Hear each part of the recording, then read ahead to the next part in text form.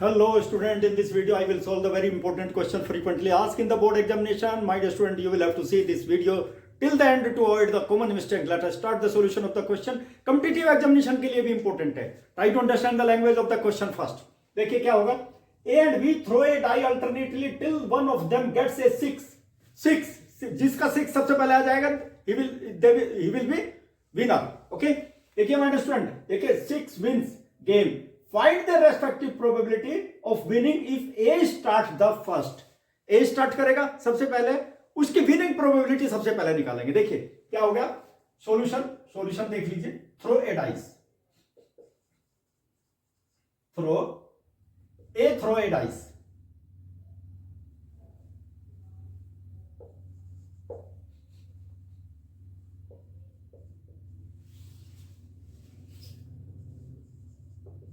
Sample space क्या हो जाएगा. सैंपल स्पेस माय जस्ट 1 2 3 4 5 और 6. क्या होगा माय स्टूडेंट. इवेंट.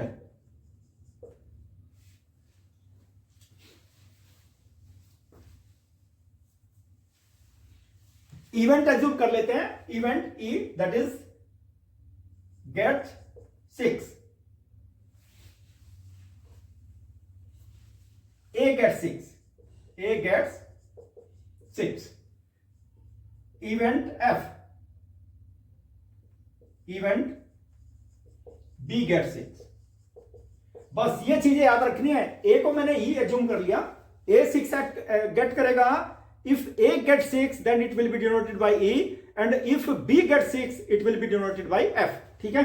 चलिए तो इसमें क्या हो जाएगा. Probability of getting 6 E के लिए क्या हो जाएगा. Favorable outcomes 1, total outcomes 6.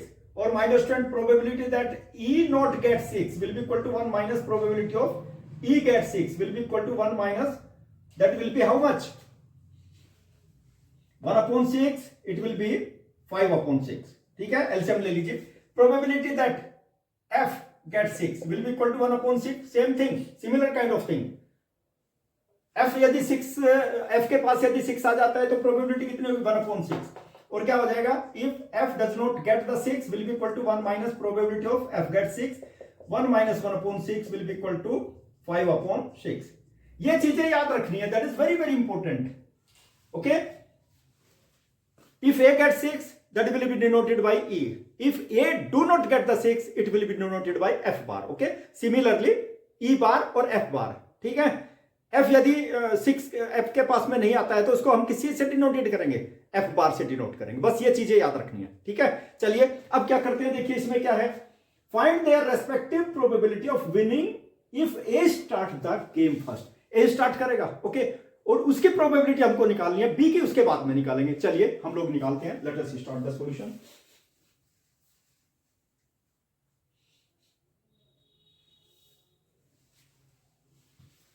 देखिए माय स्टूडेंट क्या है. ए स्टार्ट गेम. ए विंस. ए कब विन होगा. जब 6 उसके पास आ जाएगा. ए विंस गेट 6 इन कौन कौन से राउंड में 6 मिलेगा. ए को फर्स्ट राउंड में 6 मिल सकता है या फिर थर्ड में मिलेगा या फिर फिफ्थ में मिलेगा. इसी तरह से मिलेगा. देखिए कैसे मिलेगा. You will have to see. First round में और थर्ड में मिलेगा और फिफ्थ में मिलेगा. ठीक है. और minus 20 up to infinitive infinite throw करते जाइए. ठीक है. ए ने स्टार्ट किया. अल्टरनेटिवली दोनों थ्रो करते हैं डाई को. ए बी और बी बी. बस ये चीज याद रखनी है. तो क्या हो जाएगा. Probability of A. Probability of A कितनी हो जाएगी. देखिए प्रोबेबिलिटी ऑफ ए. इसकी प्रोबेबिलिटी देख लीजिए माइनस 20. ठीक है. फर्स्ट थ्रो में मिल सकता है ई. ठीक है. और क्या हो जाएगा. ई को नहीं मिलेगा. ठीक है. एफ को मिल सकता है. ये चीज याद रखनी है. फर्स्ट थ्रो में ई को मिल सकता है. अब यदि ई को नहीं मिला तो क्या होगा. सेकंड थ्रो में क्या होगा. ई को भी नहीं मिलेगा और एफ को भी नहीं मिलेगा तो फिर ई को मिल सकता है. ठीक है. और नेक्स्ट थ्रो में देखिए my student you will have to C.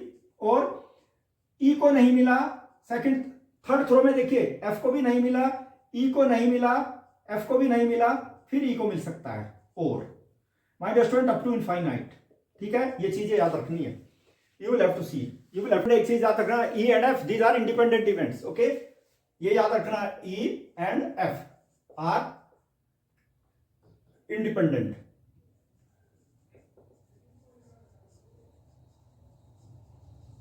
Independent. तो क्या हो जाएगा, probability of A, probability of A क्या हो जाएगा, probability of E. Okay,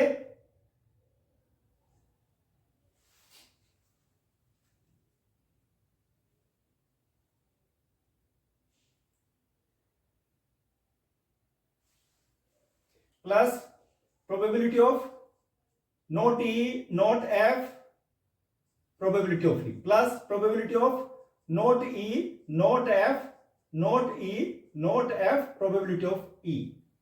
Okay, and it will be equal to up to infinite. You will have to see. Okay, my dear student, it will be probability of E plus probability of not E. Okay, all are independent cases. It will be probability of not F,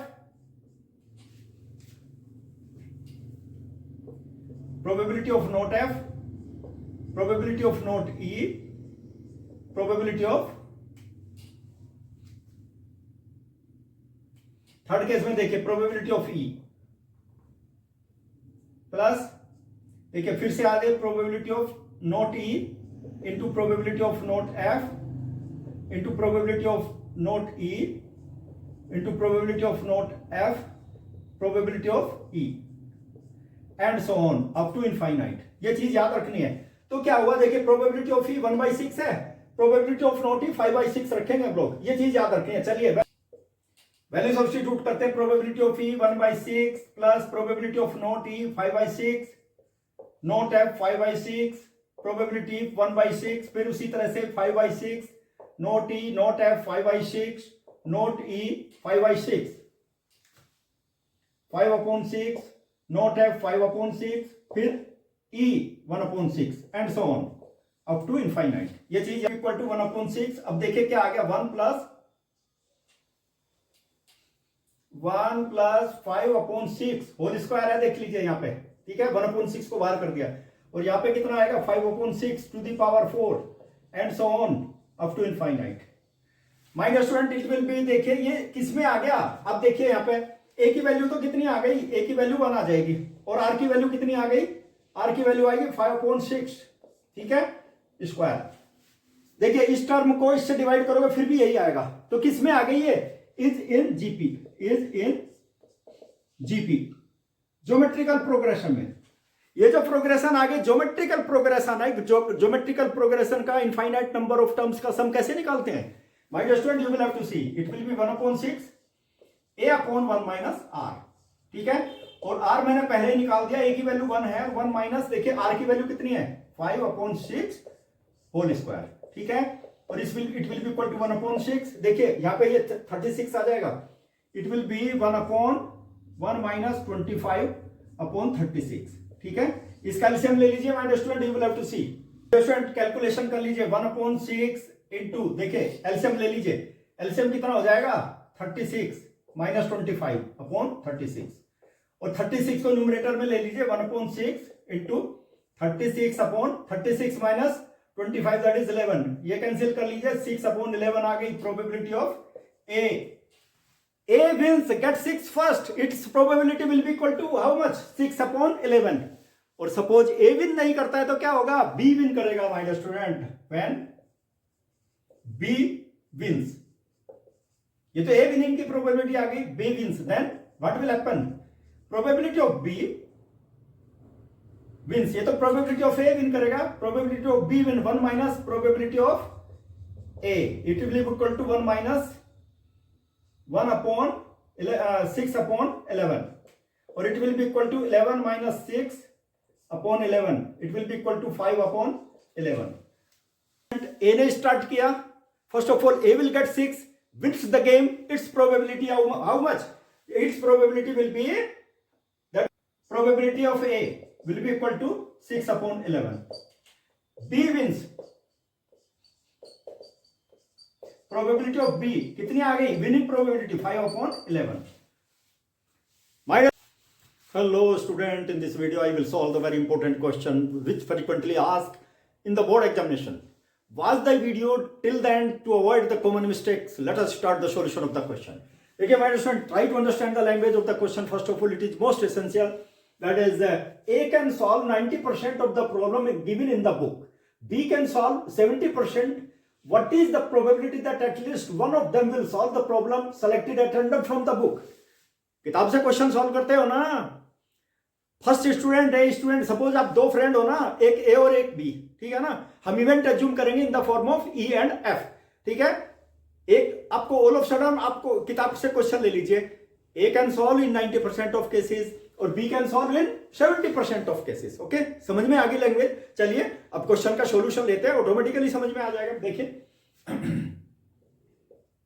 late E event, क्या है event? देखिए, A can solve,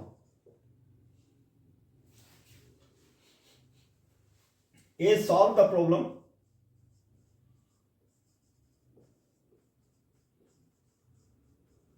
कितने percent cases में? 90% cases में, ठीक है. और my student F can solve event,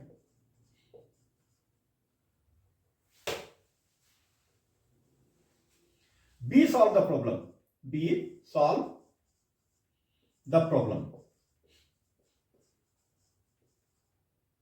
कितने परसेंट केसेस में? 70% केसेस में. चलिए माय स्टूडेंट, देखिए प्रोबेबिलिटी, देखिए इस पे क्या है, you will have to concentrate. Probability of E that is 90%. Okay, it will be equal to 90 upon 100, it will be equal to 9 upon 10. Okay, लेकिन क्या है, suppose E can't solve the problem. Understand? क्या करेंगे, उसको बार से represent कर देते हैं. देखिए, ई बार, it will be equal to 1 minus probability of E, and it will be equal to 1 minus probability of E कितनी है? 9 upon 10. It will be equal to 10 minus 9 upon 10, that will be equal to 1 upon 10. ठीक है. probability of F, देखिए probability of F will be equal to कितना? 70% cases, यानी कि 70 by 100. 1 0 cancel, that is 7 by 10. Suppose F can't solve the problem, okay, because both the things will be required. F can't solve the problem. In how many ways? 1 minus F can solve the problem. Probability that will be equal to 1 minus, देखिए minus 1 upon, देखिए यहाँ पर F can solve the 75% cases, और minus 1 that is 7 upon 10. Okay, 7 upon 10. It will be equal to how much? Take the LCM, 10 minus 7 by 10, and it will be equal to 3 by 10. F can't solve the problem, उसकी probability कितनी है? 3 by 10. और my dear student, देखो यहाँ पे क्या दिया हुआ है, यहाँ देखिए, find the probability that at least one of them. बहुत इंपॉर्टेंट क्वेश्चन है. एटलीस्ट का मतलब कम से कम एक तो सॉल्व करेगा ही करेगा. आउट ऑफ 2, दो स्टूडेंट में से एक तो सॉल्व करेगा ही, या तो ए सॉल्व करेगा, बी करेगा, या बी करेगा तो ए नहीं करेगा. ठीक है ना. चलिए वो कंडीशन लिखते हैं my dear student. Let me take, देखिए my dear student, find the probability. You will have to find out the probability that the problem will be solved selected at random from the book. At least one, probability that at least one.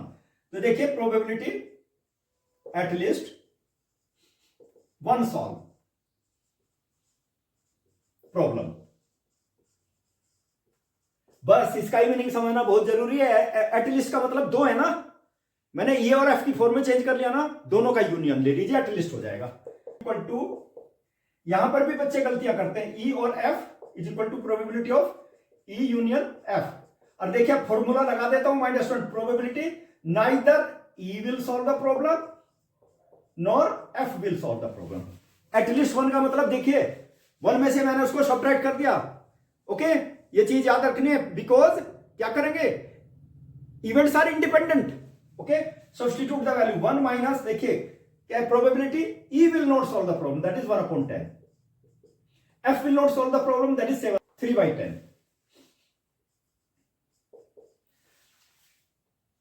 3 by 10, how? It will be equal to 1 minus 3 upon 100. It will be equal to 100 minus 3 upon 100, and that will be equal to, that will be 97 upon 100. मतलब क्या हुआ? 97%. 97% will be the probability, means 90 upon 100 will be the probability. क्या हुआ? Find the probability at least one of them will solve the problem selected at random from the book. कितने cases में होगा? 97% में. और start the solution of the question. First of all you try to understand the language of the question. Automatically question समझ में आ जाएगा. चलिए देखिए क्या करते हैं. A and B are seeking the admission. देखिए ये केस स्टडी टाइप क्वेश्चन है. केस स्टडी में भी इस तरह का क्वेश्चन आ सकता है, इसलिए ध्यान दीजिए आप लोग. A and B, these are the two candidates seeking admission. They want admission in the college. ठीक है. और क्या है? The probability of A is selected at in the college, that is 0.7%. 7. And probability that exactly one of them is selected, either A or B, उन दोनों में से एक, ठीक है ना, is selected. किससे रिलेटेड है? Independent conditions as well as multiplication law से रिलेटेड क्वेश्चन है ये. चलिए find the probability that B selected, उसकी प्रोबेबिलिटी निकालनी है. ठीक है ना. चलिए देखिए यहां पे क्या करते हैं my dear student, you will have to C.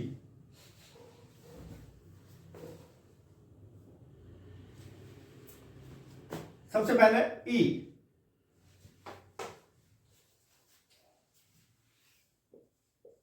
Solution. E event, A is selected.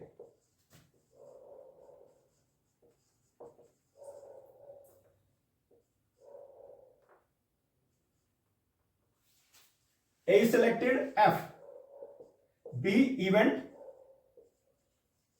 B is selected.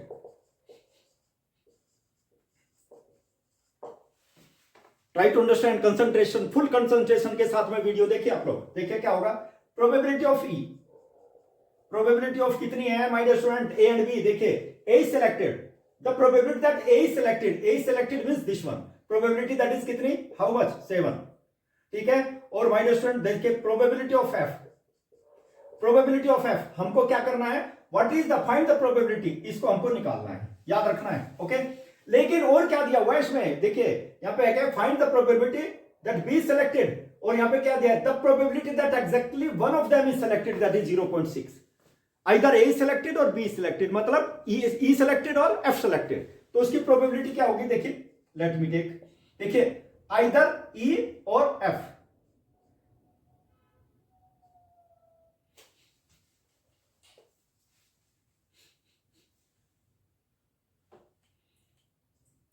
Probability exactly one of them is selected.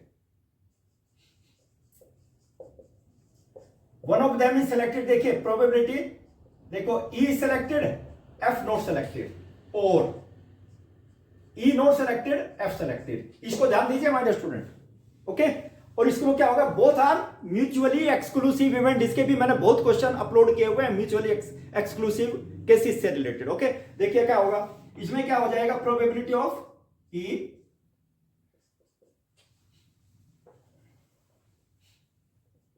Probability E F plus probability of E not selected, F selected. Okay. और my dear student देखिए इसको हम और कैसे लिख सकते हैं? E intersection F not selected plus probability E not selected intersection F selected. लेकिन यहां पर भी फॉर्मूला अप्लाई करेंगे. ओके. क्या फॉर्मूला है इसका? फॉर्मूला देखिए probability of E minus probability of E intersection F. ठीक है. प्लस देखिए यहां पे नॉट सेलेक्टेड कौन सा है? ई है. एफ इज सिलेक्टेड, तो सबसे पहले एफ ले लेते हैं. ठीक है. और minus probability of E intersection F, ये तो दोनों में आएगा. बस ये फॉर्मूला याद रखना है. देखो ई सेलेक्टेड एफ नॉट सेलेक्टेड का मतलब probability of E minus probability of E intersection F. तो क्या होगा? देखिए इसकी वैल्यू कितनी आ गई? Probability of E plus probability of F और माइनस, देखिए माइनस ये भी नेगेटिव है और ये भी नेगेटिव है, तो कितना हो गया? -2 probability of E and intersection F. लेकिन माय स्टूडेंट मैंने बताया ना, ई और F these are independent cases. ठीक है. यहां पे देख लीजिए, let me take both are independent.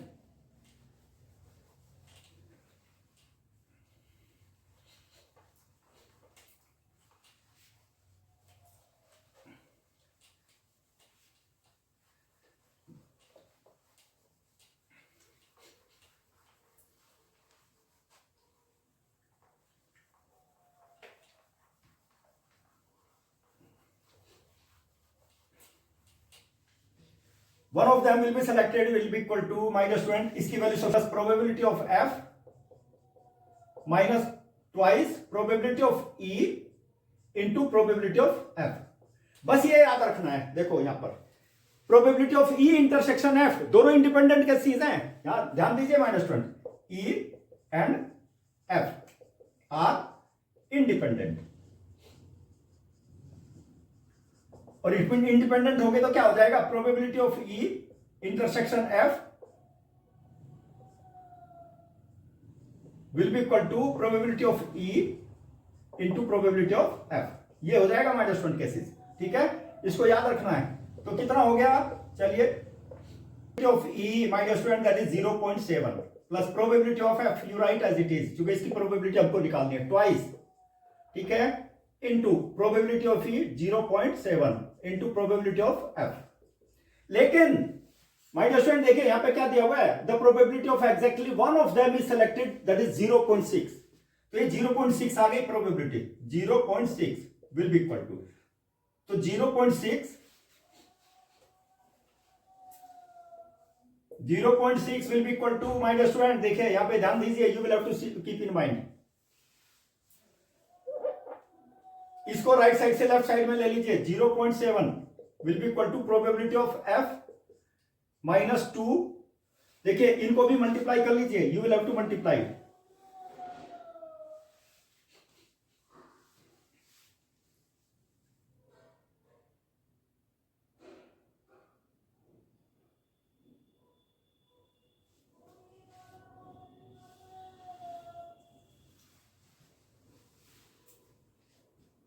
To into 0.7 that is 1.4 my dear student, probability of F. यहां पे कॉमन ले लीजिए, प्रोबेबिलिटी टेक आउट 1 minus 1.4 और -20 it will be minus probability of F, और कितना इनटू, देखिए 1 minus that will be 0.4, okay, and you will have to see यहां पे क्या कितना आ गया, यहां पे देख लीजिए 0.6, यहां पे कितना आ गया, देखिए you will have to see 0.6 minus this one, ये आ गया -0.1, okay, negative sign will be cancel by negative sign, 0.1 upon 0.4 will be equal to probability of F, और प्रोबेबिलिटी ऑफ एफ कितना आ गया, probability of F that will be 1/4। My dear student, that is the common mistake, let us start the solution of the question. देखिए probability of E and F, these are given, my dear student, probability of E is given, E union B that is 0.4, और क्या है, probability of ET that is given X, और find the value of X. लेकिन दो cases हैं, if E1 E2 are mutually exclusive, and second case क्या है, if E1 E2 are independent case. बहुत इंपॉर्टेंट क्वेश्चन है। चलिए फर्स्ट केस लेते हैं, देखिए कौन सा केस है, E1 and E2 are mutually exclusive,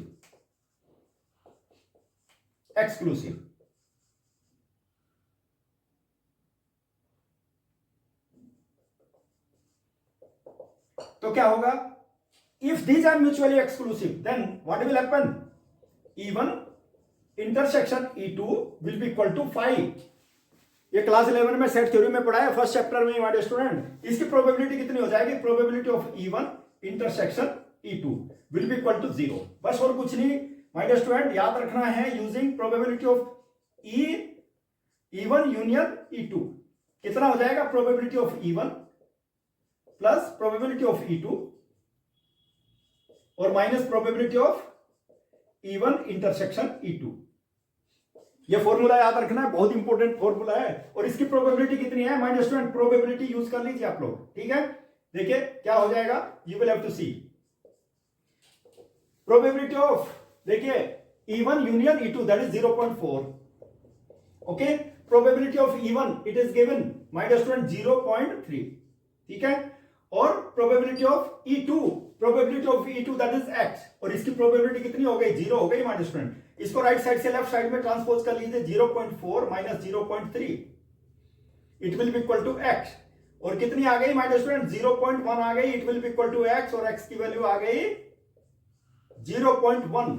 most important बात लेते हैं, if E1 E2 are independent तो क्या होगा, what will happen, probability of E1 intersection E2 will be equal to what, probability of E1 into probability of E2।